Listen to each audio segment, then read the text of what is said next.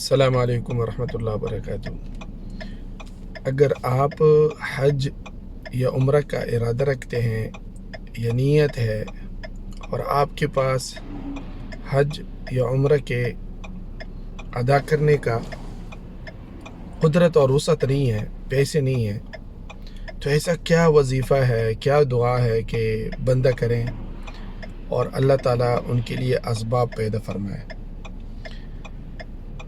آپ کے ساتھ اس ویڈیو میں بہت ہی مختصر وظیفہ اور بہت ہی آسان جو آپ ہر وقت کر سکتے ہیں، یہ بھی میں آپ کے ساتھ شیئر کروں گا، اور اس واقعہ پر ایک جیتا جاگتا واقعہ بھی آپ کے ساتھ شیئر کرتا ہوں۔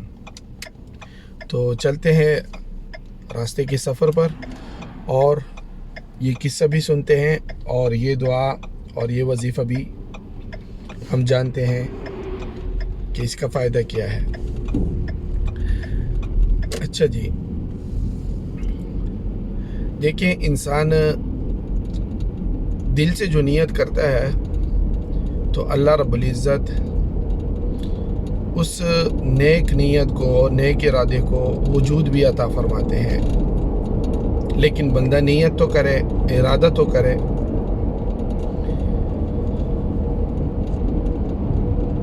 جب بندہ ارادہ ہی نہ کرے، نیت ہی نہ کرے، تو ایسا تو کچھ بھی نہیں ملتا۔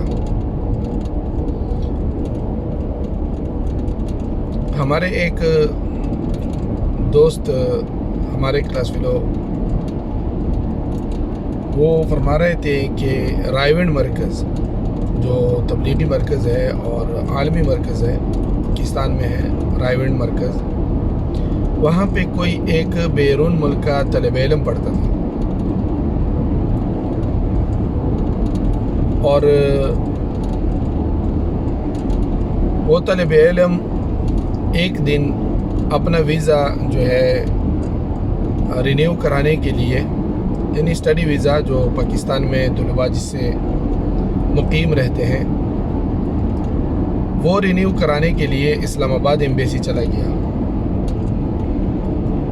اسلام آباد میں پاکستان ایمبیسی یعنی ویزا بڑھانے کے لیے، ویزا کی مدت بڑھانے کے لیے چلا گیا۔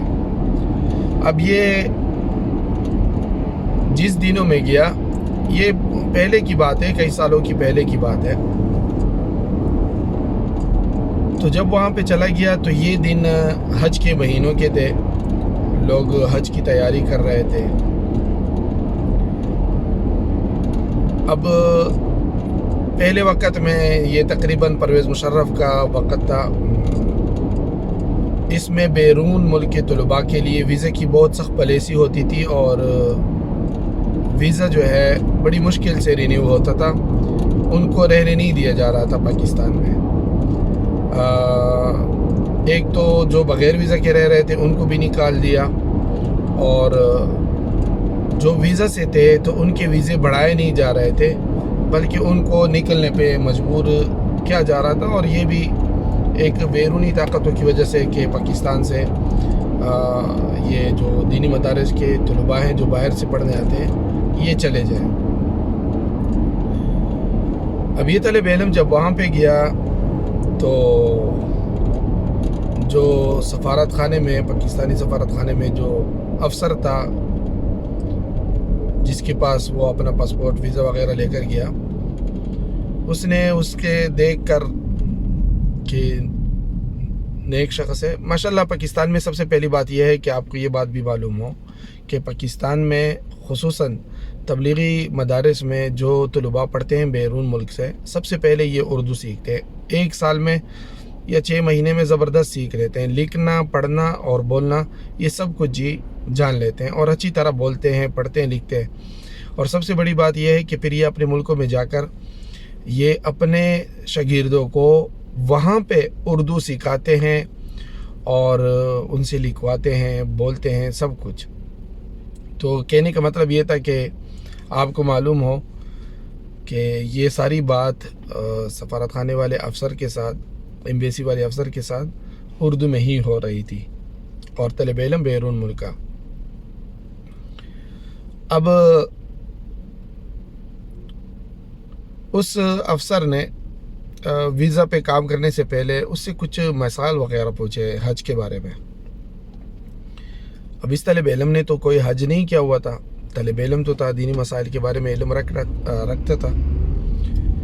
تو انہوں نے بڑے خوبصورت انداز میں ان کے سوالوں کے جواب دیے جو اس افسر کو بہت اچھے لگے اور اس کے دل میں اس طالب علم کی محبت بڑھی. تو وہ افسر اس طالب علم سے کہتا ہے کہ کیا خیال ہے کہ آپ میرے ساتھ حج کرنے پہ چلے جائیں اور آپ میرے ساتھ حج پہ ہوں اور میرا حج صحیح جو ہے سنت کے مطابق اور تمام احکام کے مطابق صحیح ہو. تو انہوں نے کہا کہ بھئی میں تو خود ابھی آپ کے پاس ویزا رینیو کرانے کے لیے آیا ہوں، ویزا کی مدت بڑھانے کے لیے آیا ہوں. میرے پاس تو نہ اتنے پیسے ہیں کہ میں حج پہ جا سکوں، اور دوسری بات یہ ہے کہ میں تو طالب علم مدرسے میں پڑھتا ہوں تو مجھے اس کی اجازت بھی مشکل ہے کہ ملے. انہوں نے کہا کہ پیسوں کی فکر بھی نہ کریں اور چھٹی کی فکر بھی نہ کریں، میں خود آ کر آپ کی چھٹی بھی لگوا دوں گا، آپ کے استاذوں سے اجازت بھی مانگ لوں گا، اور حج کے سفر کا جتنا بھی خرچہ ہوگا وہ بھی میرے ذمہ ہوگا، بس آپ میرے ساتھ چلے جائیں. انہوں نے کہا جب یہ سب کچھ ممکن ہو سکتے ہے تو میں اللہ سے اور کیا چاہتا ہوں. اور یقیناً ہر مسلمان کی خواہش ہوتی ہے کہ وہ اللہ کے گھر خانہ کعبہ کا دیدار کرے، اس کو یہ سعادت نصیب ہو، روضہ رسول صلی اللہ علیہ وسلم کی زیارت نصیب ہو. یقیناً ہر مسلمان کی خواہش ہے، اور کتنے ہمارے مسلمان بھائی اپنی زندگی کی جمع پونجی جمع کر رہے ہوتے ہیں صرف اس لیے کہ ان کو یہ سعادت نصیب ہو جائے. اب جب وہ حج کا زمانہ وقت جتنا قریب ہوتا گیا تو وہ بندہ سیدھا اس کے مدرسے رائے گڑھ میں آ گیا. جب وہاں پہ آیا تو نام وغیرہ پہلے سے انہوں نے یاد کر رکھا ہوا تھا اس طالب علم کا.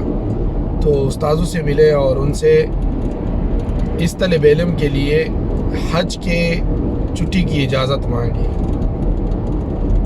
تو استاذوں نے کہا کہ یہ طالب علم کیوں، طالب علم تو اور بھی بہت زیادہ ہیں، ان سے مثال کے طور پر پیسوں کے لحاظ سے کمزور بھی ہوں گے، اور یہ کیوں؟ انہوں نے کہا بس مجھے یہی طالب علم چاہیے. یہ بھی اللہ تعالیٰ کی طرف سے ایک خوش نصیبی ہوتی ہے بندے کی کہ اللہ تعالیٰ کسی کا انتخاب کر لیتا ہے. تو استاذوں نے اجازت دی کہ ٹھیک ہے. اب اس بندے کا استاذوں کی طرف سے حج کی اجازت کی چھٹی بھی ملی، اور جو افسر اس کو لے کے جا رہا تھا اس کی طرف سے حج کے تمام اخراجات بھی وہ بھی ملنے تھے. ان کو حج پہ لے کر گئے، حج کرایا، سب کچھ ہوا. بہرحال جب واپس آئے، یعنی پاکستان واپس آئے، جب واپس آئے تو طالب علموں نے پوچھا کہ بھائی آپ کا ایسا کون سا عمل ہے کہ اللہ تعالیٰ نے آپ کے لیے جو ہے یہ سعادت لکھ دی اور اللہ تعالیٰ نے آپ کو چن لیا اس کے لیے. انہوں نے کہا اور تو کچھ نہیں، بس میں کثرت سے ایک ہی دعا پڑھتا ہوں اور مجھے پکا یقین ہے کہ اللہ تعالیٰ نے اسی کے بدلے مجھے جو ہے حج کی سعادت نصیب فرمائی ہے. اچھا، یہ دعا میری ذاتی تجربے کی بنیاد پر بھی، میرے والدین کی بھی اور میرے اہلیہ کی بھی باقاعدہ تجربہ ہے کہ یہ دعا یقیناً کام کرتی ہے. آپ اس کو پڑھیں اور انتظار کریں. اللہ رب العزت آپ کے لیے ضرور راستے کھولے گا. میں اپنا ذاتی اور والدین کا اور اپنی اہلیہ کا بھی ساتھ ساتھ میں بتا دیتا ہوں. تو اس طالب علم سے جب دوسرے طلباء نے پوچھا کہ وہ کیا دعا ہے،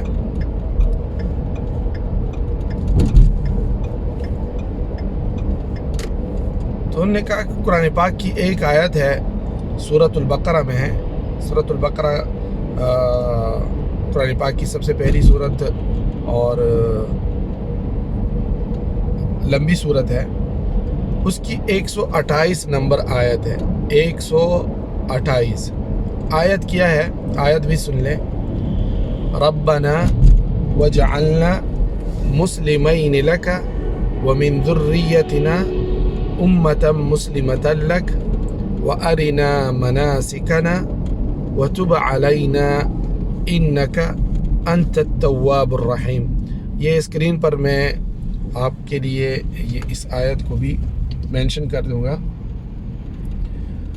128 نمبر آیت اور سورۃ البقرہ کی سورۃ البقرہ میں انہوں نے کہا میں کثرت سے یہ پڑھتا ہوں. ہر نماز کے بعد تقریباً کم از کم 3 دفعہ میں اس کو لازمی پڑھتا ہوں. اشارہ کھل گیا ہے، میں نے دائیں سائڈ پہ جانا ہے.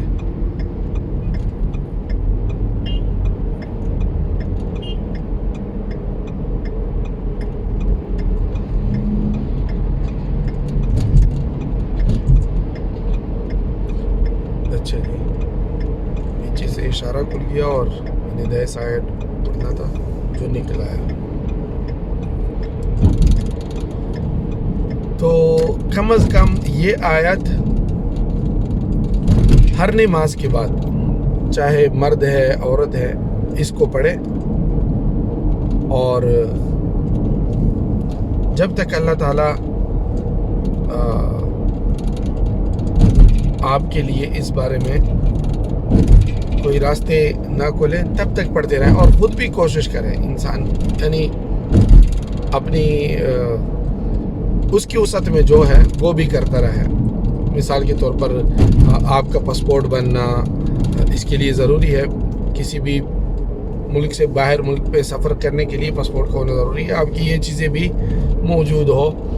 یدی آپ دنیاوی اسباب کو اختیار کرتے ہوئے بھی آپ اس دعا کا اہتمام کریں اور اسی نیت سے کچھ بھی ہو، کچھ بھی آپ جمع کرتے رہیں کہ یہ میں حج کی سعادت حاصل کرنے کے لیے جمع کر رہا ہوں. تو اللہ تعالیٰ بندے کی نیت کو دیکھتے ہیں. تو انہوں نے کہا کہ بس میں اس آیت کا زیادہ ورد کرتا ہوں ہر نماز کے بعد 3 دفعہ، اور اللہ تعالیٰ نے میرے لیے یہ نصیب میں لکھا. تو پھر ایک اور طالب علم، اس نے بھی اس بات کو آزمایا جو ہمارے علاقے کا ہے. تو جب انہوں نے اس آیت کو آزمایا اور وہ پڑھتا رہا اپنے طالب علمی کے زمانے میں، جب وہ فارغ ہوا، فراغت ہوئی، تو اس کے والد نے اس کو کہا کہ میں آپ کو آپ کی فراغت پر کچھ دینا چاہتا ہوں، گفٹ.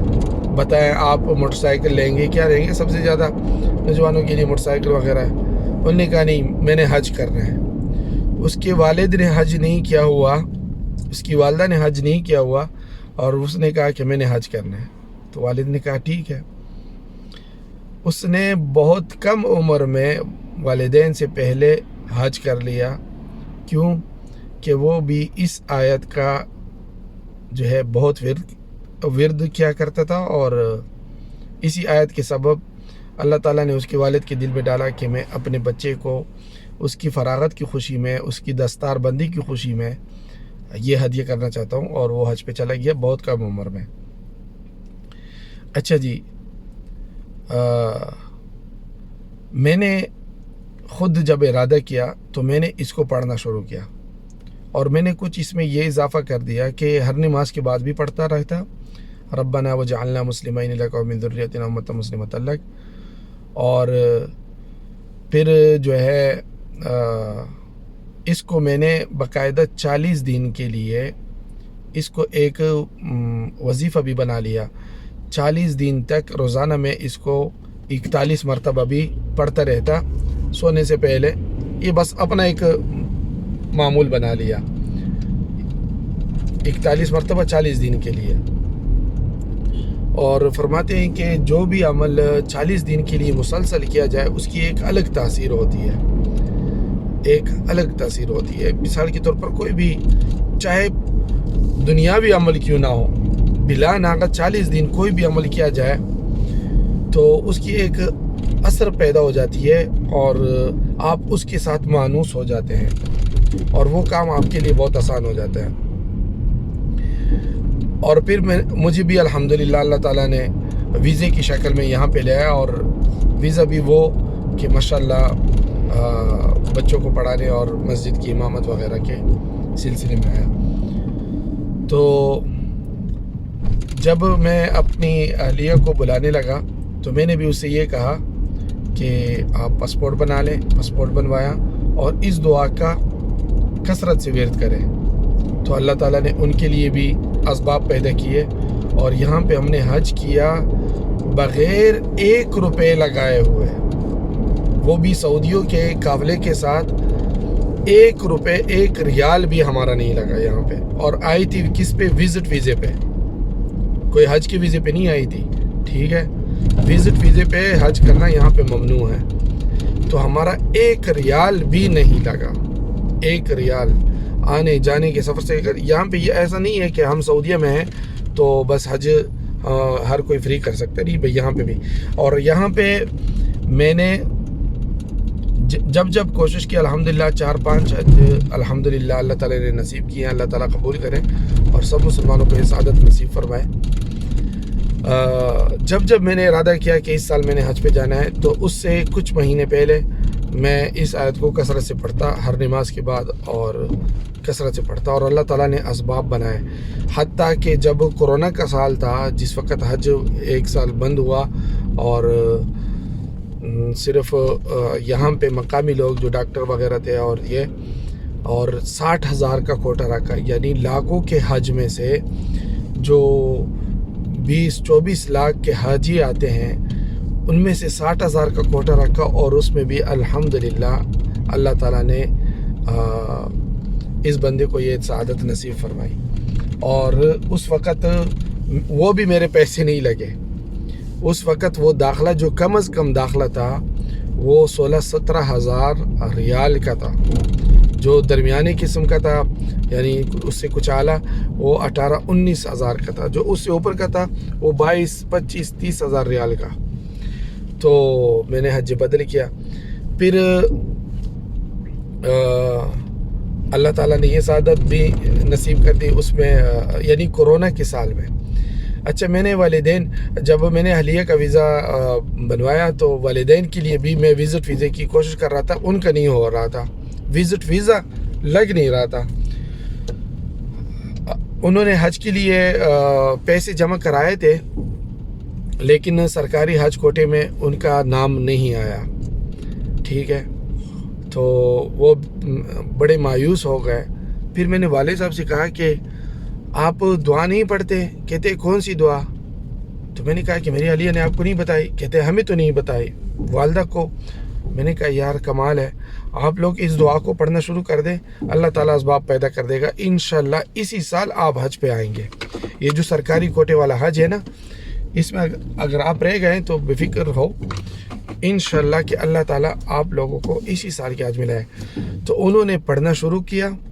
تو پھر جب میں نے ویزا کی اپلائی کرائی تو والدہ کا نکل آیا اور والد کا پھر بھی نہیں نکلا.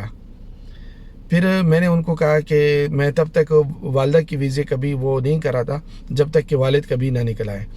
تو میں نے والد کو کہا کہ اگر آپ میرے خیال میں وظیفے میں جو ہے سستی کر رہے ہیں. تو انہوں نے کہا کہ ہاں بالکل ایسی بات تھی.